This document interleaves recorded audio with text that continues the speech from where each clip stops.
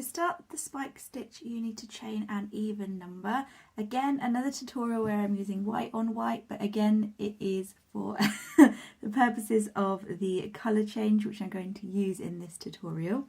So we need to chain an even number, and our first row is going to be a row of single crochets. I am using US terminology, but if you are used to using UK terminology, then this is known as the double crochet.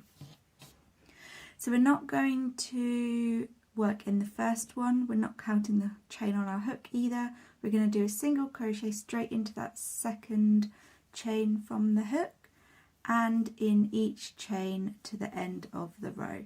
So you should have an odd number of chains. I chained 22, so I should have 21 chains by the time I get to the end. So go ahead and pause the video. I'll meet you back once you've got your chains, and then we'll move on to the next row. So now I've completed my row of single crochets, we're going to move on to row 2, which is another row of single crochets. It's a really easy row. We need to chain one and turn our work, and then we're just going to work a single crochet back down this row in every stitch, including that first stitch. So again, pause the video and I'll meet you back at the end once you've got another row of single crochet, and then we're going to change colours and move on to our spike stitch when we get to the end of the row. I have one single crochet left to do, so I am going to start it. I'm not going to finish it, I'm going to change colours. So I am going to be using a red to yarn over with and finish that stitch. Then to start the next row, we're just going to chain one and turn our work as before. I'm just going to cut off my white yarn. So I've cut my white yarn and I'm going to be using the red yarn for this row. So our first stitch is going to be in the very first space here, and it's going to be a single crochet. And now we are going to do our spike stitch. So our spike stitch is not, it's worked not into that stitch but 2 rows below. So we're not going into the stitch, that's 1 row, so this is 2 rows. So we are just going to work a single crochet straight into there. So you can, if you pull your work apart a bit, you can see that's your first stitch and that's the one below it, and we're going to work straight into there, that one below, with a single crochet. Now when you yarn over, pull up a little bit just so your work doesn't end up buckling, and complete that single crochet. Then do a single crochet into the very next stitch, and then again we're going to do our spike stitch, which is a single crochet not into the next space but 2 rows below.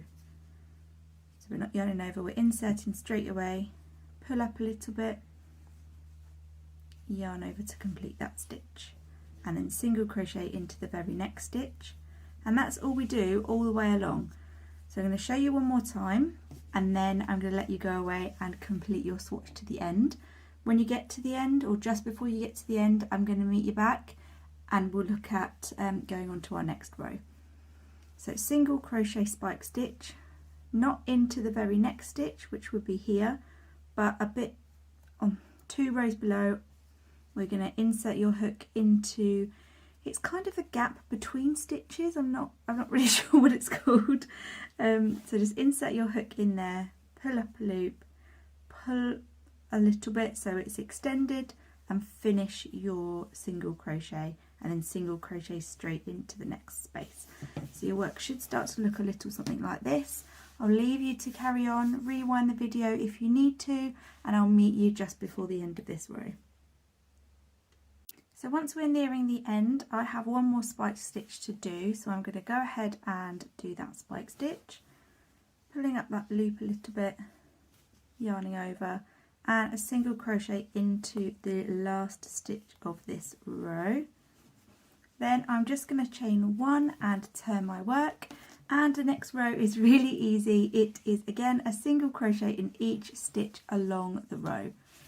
So you're going to go ahead and do a single crochet in that very first stitch, and then each stitch to the end. When we get to the end, I'm going to change colour with you again, so you can join me for that. So I'm at the end of my row now. I'm just about to complete my last single crochet. but instead of yarning over with the red, I'm going to yarn over with a blue, and I'm going to chain 1 and turn. So this spike stitch is going to be very patriotic, and if you're watching in 2022, then you will know that it's the year of the Jubilee. So we are going to this time make 2 single crochets before we start our spike stitch. So single crochet into that very first stitch there, and single crochet into the second. Then to make our spike stitch, obviously we're not going into that stitch, we are going into the one below. So we are going to go into that stitch, pull up a loop slightly and finish our single crochet. And this just alternates our spikes. So our next one will be in here. As you work up the rows, the spike stitch, it becomes a lot more apparent where the spikes should go, so you shouldn't have to count down.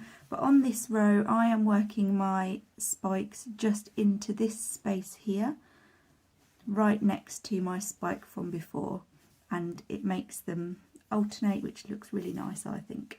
So it's a, I want to say 4-row repeat, but it's only a 2-row repeat on the spike rows, but I don't want it to be confusing. So we're doing 1 single crochet, then our spike stitch row, then we're doing a row of single crochets, then we're doing 2 single crochets and our spike stitch along this row, but only 2 single crochets at the beginning and at the end. So I will meet you when we get back to the end after you're doing your spike stitch, single crochet, spike stitch, single crochet, to fasten off with you and show you one more time how to start that spike stitch. I've worked my spike stitch all the way to the end of the row, or nearly to the end of the row, and your work should be looking a little something like this, with those alternating deeper spikes and single crochets. So I have 2 stitches left, and I'm going to mimic what I did at the beginning of the row, and I'm going to do 2 single crochets in those stitches. But on my last single crochet I am going to change colour, and I'm going to be changing back to the white that I started with. So I am now at the end of my single crochet row, and I'm going to join with my white yarn. So I'm going to yarn over and complete my single crochet with the white yarn, chain 1 and turn. Now I'm going to cut my blue yarn. You don't have to cut ends, by the way. You can, like if you're only doing 2 colours, you can keep the ball attached and then join with the strand that's still attached to the ball from the old colour, but I like to cut and sew my ends in just to keep my work really neat. I find that I generally have to add a border if I carry colours up, because you get this part of yarn that's kind of on the side of the work, and you can see where it's been carried. But that's just me, I'm just being a bit fussy. Anyway, to start our next row of spike stitch, we are going to repeat row 3, which was our first row of spike stitch, and that is 1 single crochet and then our spike stitch begins. So 1 single crochet into that very first stitch, so that's the stitch at the bottom of our chain 1. Just going to pull these ends tight, and then I'm going to work my spike stitch 2 rows below into this stitch here, into this space here. So I'm realising the blue is a bit hard to see, but our next stitch is here on our row, and we want to work in the row below, so here. Pull up a loop, finish a stitch and single crochet into the next stitch. Then we're going to work a spike stitch into our next space on the row below, which is here, into the next stitch. So we're always working our spike stitches in the space next to our spike stitch from the row before. So as I said before, as you build your work, it will be more apparent where those spike stitches should go, and you shouldn't have to look for holes or stitches, etc. It all takes practice, so give yourself a bit of time to complete it. So I'm going to complete this row and do my row of single crochets, then I'm going to meet you back just to go over row 5, which was this row here where we did 2 single crochets and then our spike stitch pattern. So I'm going to meet you there just to do a repeat of row 5, and then I'll leave you to continue your project. So I am starting on my next spike stitch row now, and I just wanted to say before we move on to this row, if you needed a reminder of how to finish this spike stitch, then please do rewind the video right back to nearly the beginning when we did our first spike stitch row on how to end your spike stitch. So just like on row 5 here, we are going to start with this row here, our first blue row, 2 single crochets to get the row started. So 1 into that very first stitch at the bottom of your chain 1, and then 1 into the next stitch, and then we're going to start our spike stitch pattern, which is spike stitch, single crochet, spike stitch, single crochet, all the way till we have 2 stitches left here. Then we're going to mimic what we just did here with our 2 single crochets, and then moving on to our single crochet row. So straight into that space here,